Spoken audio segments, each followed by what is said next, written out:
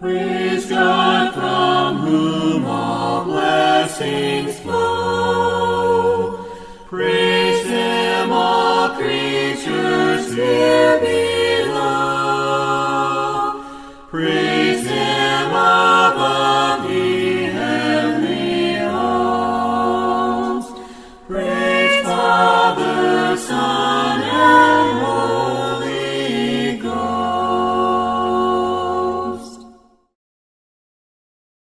Good afternoon, everyone. I want to welcome you to the Franklin Church of Christ and our Sunday afternoon worship service. We sure are glad that you are with us and pray that the service will be a great edification for you today. If you need to get a hold of us or want to get a hold of us, you can reach us at facebook.com/Franklin Church of Christ TN or visit our website at franklinchurchofchrist.com and go to the contact page. We'd love to hear from you. Well, enjoy and have a blessed worship service today.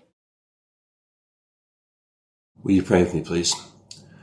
Our dear Heavenly Father, we bow before you in prayer, thankful for the many blessings you have given us in our lives.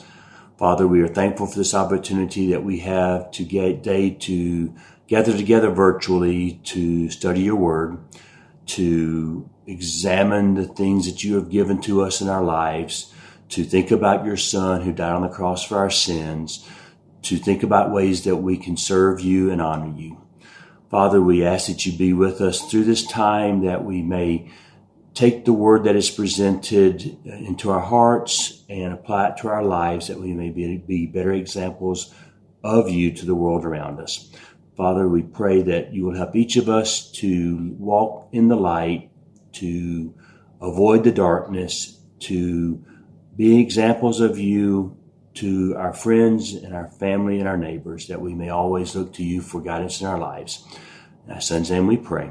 Amen.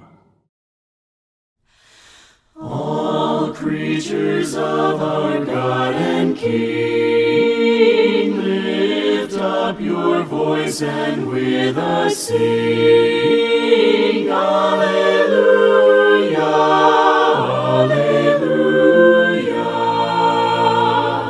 The burning sun with golden beam, the silver moon with softer gleam. Oh, praise Him, oh, praise Him. Alleluia, alleluia,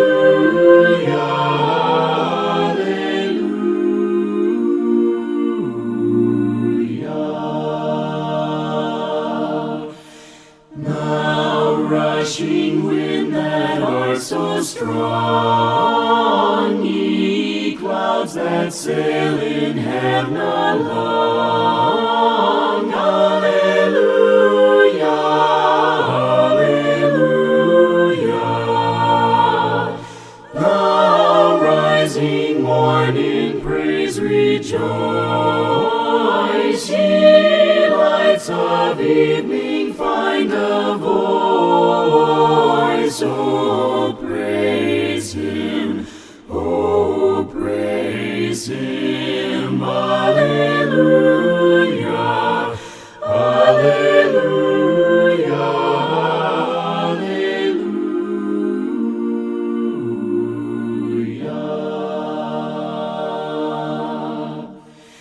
And all ye men of tender heart, forgiving others, take your part. Alleluia, alleluia. Ye who long pain and sorrow bear, praise God and on Him cast your care. Oh, praise Him, oh, praise Him. Alleluia, alleluia.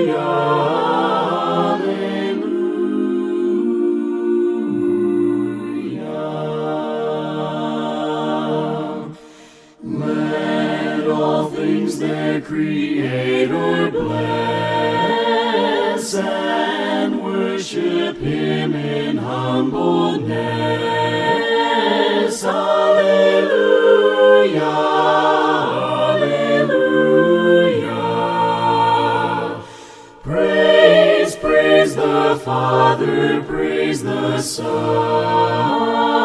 and praise the Spirit, three in one. Oh, praise Him, oh, praise Him. Alleluia,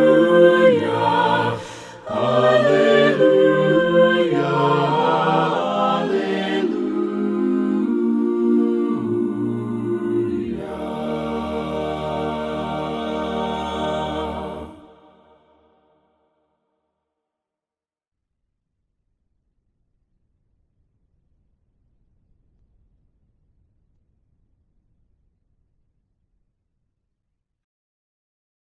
Hi, good afternoon. My name is Zachary Ford, and I'm here with you from the Franklin Church of Christ here in Franklin, Tennessee. Let us commence with our Lord's Supper. Family, as we study God's Word and we come to this portion of our worship service, let us think about the time that God spent with His Son in the Garden of Gethsemane. Christ is there praying, and He's praying so fervently that He's sweating drops of blood even.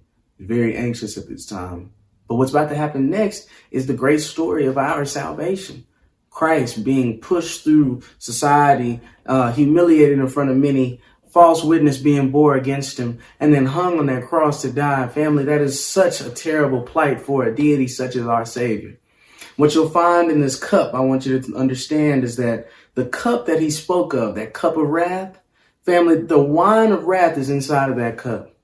Even though the cup is discussed in the Old Testament, Isaiah, Lamentations, Jeremiah, even Habakkuk, it talks about this cup of wrath. It talks about this wine of wrath. And this wine of wrath, as we know, God's anger gets to a point where whole cultures get annihilated for living against His will. People get pushed out of their homes or out of their countries because He has deemed that space for His people. And because they live so contrary to His life and His will, then they had to drink from the cup of wrath. But Christ never went against God's will.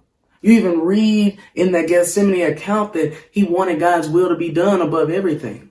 And so the cup was not able to pass from Him. What you'll find about this cup is that in the Old Testament or in the New Testament, this cup of wrath is upon man's sin. All right. And this cup, even though it's on man's sin, it's also a symbol for enduring God's wrath in Revelation chapter 14 or Revelation chapter 16.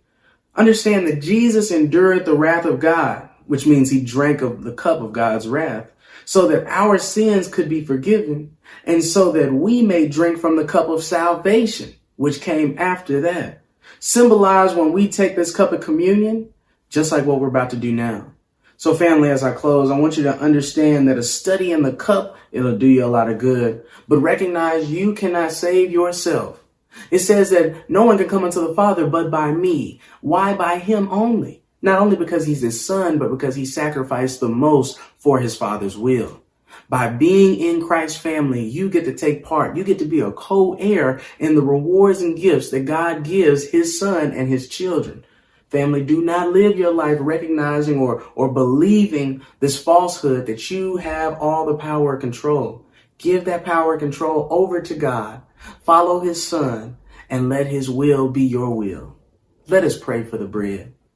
All-wise Heavenly Father, we come to You and we thank You, Lord. We thank You for Your Son who laid His life down for us on the cross. Bless this bread that we may eat it in remembrance of Him. Amen.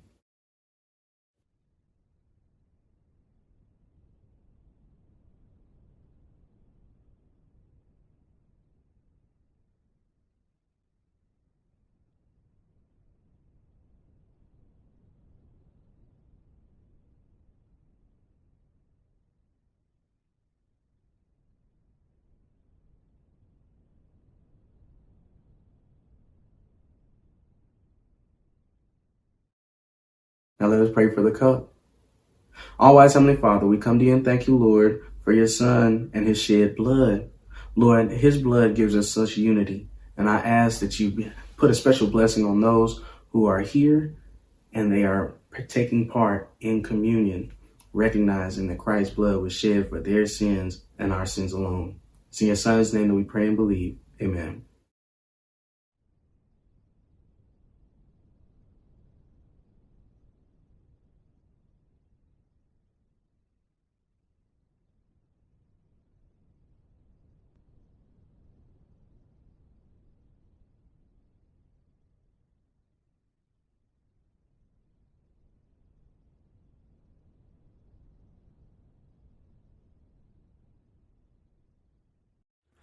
Be thou my vision, O Lord of my heart, not be all else to me save that thou art. Thou my best thought by day or by night, waking or sleeping, thy presence my light. Be thou my wisdom, and thou my true word. I ever with thee, and thou with me, Lord. Thou my great Father, I thy true Son. Thou in me dwelling, and I with thee one.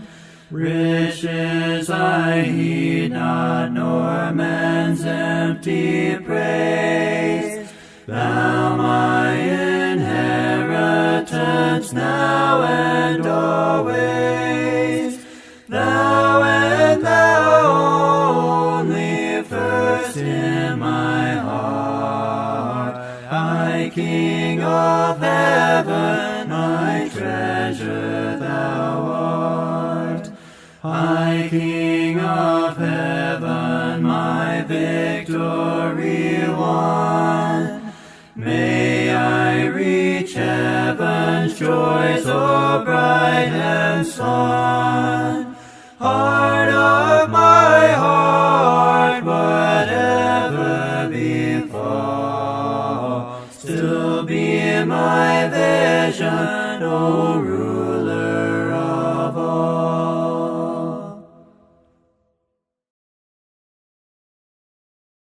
1 Samuel chapter 18, verses 1 through 4. Now when he had finished speaking to Saul, the soul of Jonathan was knit to the soul of David, and Jonathan loved him as his own soul. Saul took him that day and would not let him go home to his father's house any more. Then Jonathan and David made a covenant, because he loved him as his own soul. And Jonathan took off the robe that was on him, and gave it to David, with his armor, even to his sword and his bow and his belt. Good afternoon, everyone. I am so glad we're able to have this opportunity to worship our God today and pray that you're having a beautiful Lord's Day. So 2 weeks ago, I started a series of lessons that deal with this phrase, taking off the mask. What I meant by that was I'm wanting for us as true believers in Jesus Christ to be authentic, to be genuine in our walk, not only with God, but with other Christians. And so the thing I dealt with 2 weeks ago was being able to feel safe around other believers so that we can be more vulnerable, we can be more genuine, and not like have this view where everyone looks at me like, I'm this person right over here, but in real life, I'm this person over there. I'm wanting us to be real with each other because it'll help us in our walk with God and in our relationships with one another. Well, today I want to focus in on another aspect in our relationship with God, and that is having personal, genuine relationships. I believe strongly that when we have these type of relationships, we will be loyal to each other, which plays a big role in the way we walk with and our walk with God and with each other. But it also allows us to have these hard conversations at times that are necessary when we see brethren that may be straying from the faith.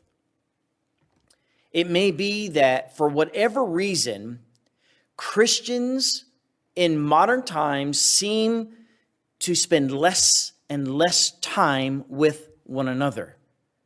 And I want you to see the pattern in Scripture that is necessary for us to have the kind of relationships where we're spending more and more time with one another, just like what we see in the Bible.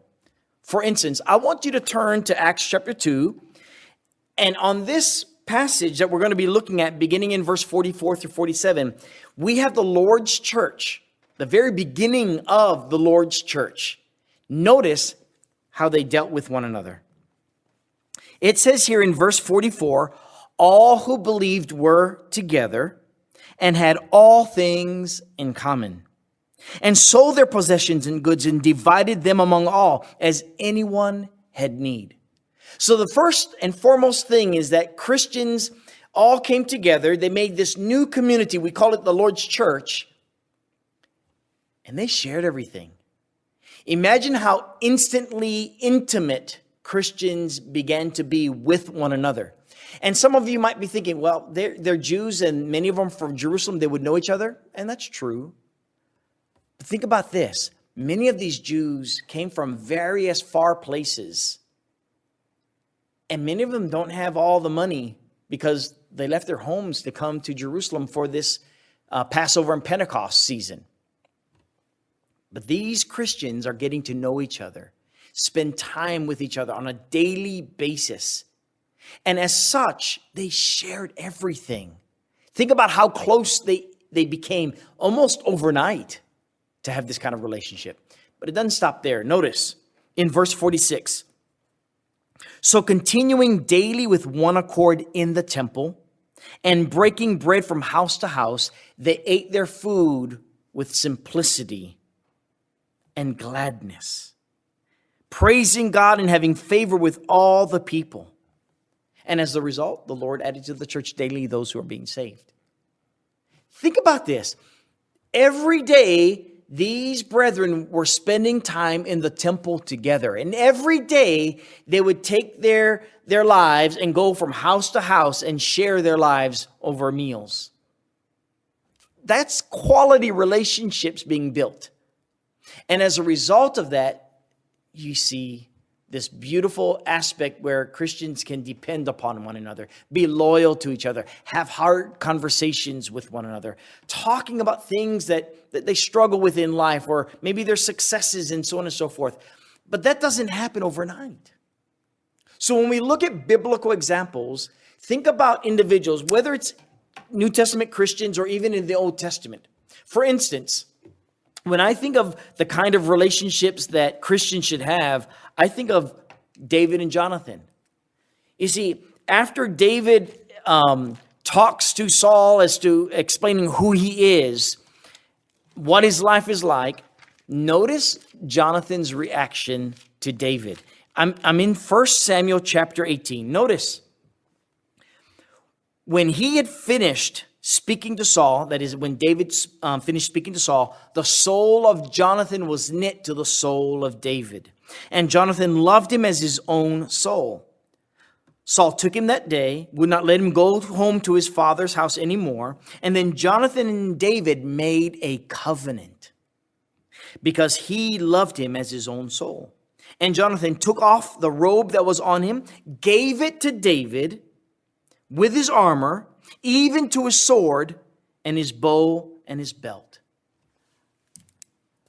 This just doesn't happen overnight. Like, I meet Jonathan and I meet David, I'm going to give him everything that I have. I'm going to make a covenant with him. No, this happens because they've been through some situation together that is important to them. And as a result, well, you see the beautiful relationship that it becomes, right? And so this is the kind of person and relationship that Jonathan was wanting when he saw David slay Goliath, when he saw the beauty that he brought to the kingdom, and he wanted to be good friends with him. In fact, knit to him. Or think about a few pages earlier in the book of Ruth. So you have Naomi, she's married. You have Orpah and you have Ruth, and they're all married, but then all their husbands die. And so Naomi, the mother-in-law to Orpah and Ruth, she wants them to go back to their families because she has nothing to give to them. I mean, they'll starve, right? So go back to your families. Go back to where you belong. And Orpah kisses her mother-in-law and with tears leaves. I mean, she loved Naomi. Notice the words of Ruth, however, in Ruth chapter 1, beginning in verse 16. This is the kind of relationship brethren ought to have with one another. Ruth said, "Entreat me not to leave you or to turn back from following after you. For wherever you go, I will go. And wherever you lodge, I will lodge. Your people shall be my people, and your God, my God. Where you die, I will die, and there I will be buried. The Lord do so to me, and more also, if anything but death parts you and me." This is the kind of relationship Christians should have with one another. The problem is, many Christians aren't loyal to each other today because we don't spend quality time with one another. At least not enough Christians. And so I want you to think about that passage in Acts chapter 2. I want you to think, what allows for people to sell their possessions? To have genuine fellowship. That would be so loyal to each other. That's the picture of the Lord's church I long for us to have. And so I pray that if you're listening to this sermon, think about it. What allows you to have the kind of relationships where you can be like Paul and Barnabas, where you travel together sharing the gospel, and you can even have fights with one another like Paul and Barnabas did over John Mark? Or that you can be so close to Barnabas as well as Peter that you confront Peter face to face, tell him, "Brother, right now I love you, but you're playing the part of a hypocrite." Just read Galatians chapter 2, verse 11 following. Or you can have the relationship that Jesus had with Mary and Martha when he's talking to them about spiritual matters, and Martha is more concerned about, well, being hospitable, which is not a bad thing. It's a good thing, actually. But Jesus is able to say to Martha, "Martha, look at Mary. Mary has chosen the good part." You cannot do that without relationships being built. It's exactly what Jesus is able to do instantly with so many people, is to get at the heart, take the mask off, and just deal with life properly with love for one another. That's what I want you to have. So I pray that you'll take this lesson to heart. Think about your relationships, not only with God, but with the body of Christ. Otherwise, you're missing out on one of the greatest blessings He has to offer you, His kingdom. Now, if you're listening to this message, for those of you who are already Christians and not living this way, please, for your sake, repent. Change the way you live life. Don't just go to church. Be a part of the church. Make yourself a part of the church. Have and create genuine relationships with the Lord's church.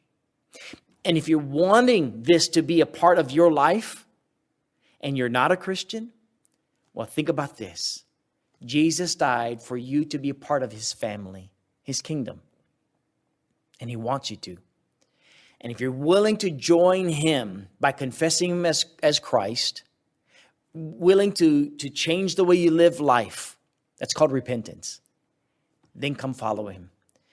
Well, Jesus wants you to be joined with Him in that watery grave called baptism so that you can walk this new walk in Him. And I pray that you'll do so today. Well, until next time, God bless you. Have a wonderful Lord's Day, and I'll see you again soon. Joyful, joyful, we adore Thee, God of glory, Lord of love. Hearts unfold like flowers before Thee, opening to the sun above. Melt the clouds of sin and sadness, drive the dark of doubt away. Giver of immortal gladness, fill us with the light of day. All thy works with joy surround the earth, and heaven reflect thy rays. Stars and angels sing around thee, center of unbroken praise. Field and forest, vale and mountain, flowery meadow, flashing sea, chanting bird and flowing fountain, call us to rejoice in thee. Thou art giving and forgiving, ever blessing, ever blessed, wellspring of the joy of living, ocean depth of happy rest. Thou, our Father, Christ our brother, all who live in love are thine. Teach us how to love each other, lift us to the joy divine. Mortals join the mighty chorus which the morning stars began. Father love is reigning o'er us, brother love binds man to man. Ever singing march we onward, victors in the midst of strife. Joyful music leads us onward in the triumph song of life.